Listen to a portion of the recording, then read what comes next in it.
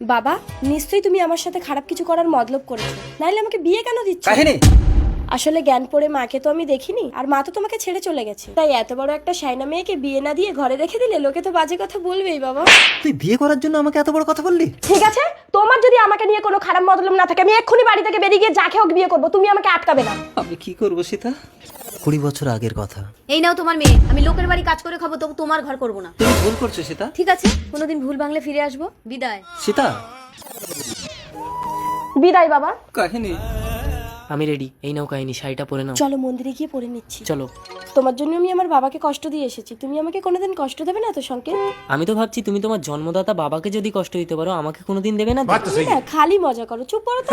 সীতামাসি, বাবু, আপনি বিয়ে করে বৌমা এনেছেন? এনিকে ইনি আমার বাড়িতে কাজ করেন। উঠে এসো বৌমা। এত বড় সাহস, একটা কাজের লোক হয়ে তুই আমার হাত ধরছিস?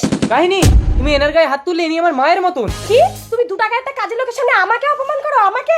সরি কাহিনী। তুমি আমাকে একদম স্পর্শ করবে না। আজকের দিনে ঝগড়া করতে নেই বাবু। You shut up. ভুলটা আমিই করেছি, বাবার বাড়িতেও ফিরে যাবার মুখ নেই আমার আর। ঠিক আছে, আমি তোমার বাবার কাছে ক্ষমা চেয়ে তোমার বাবাকে ডেকে আনছি, তুমি তোমার বাবার সাথে ফিরে যেও।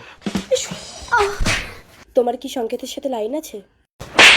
সংকেত আমার ছেলের মতো। কি, তুই আমার গায়ে হাত তুলবি? কাহিনী, ওই আমার বাবা আসতে দাঁড়া, আমি তোর ব্যবস্থা করে দিচ্ছি। আসুন। বাবা দেখো না, এই চাকরানিটা আমার গায়ে হাত তুললো। না না বাবু, বৌমা আমাকে। সীতা রাম, আপনি সীতামাসিকে চেনেন? তার মানে তুমি? হেমা, সামান্য ঝগড়া করে জেদের বসে তোর বাবাকে ফেলে ঘর ছেড়ে দিয়ে বাইরে বেরিয়ে এসে বুঝলাম যে পৃথিবীতে স্বামী ছাড়া কেউ আপন হয় না রে। কিন্তু সীতা তুমি তো বলেছিলে ভুল ভাঙলে বাড়ি ফিরে যাবে। কোন মুখ নিয়ে যাবো গো? কেন এই চাঁদ মুখটা নিয়ে?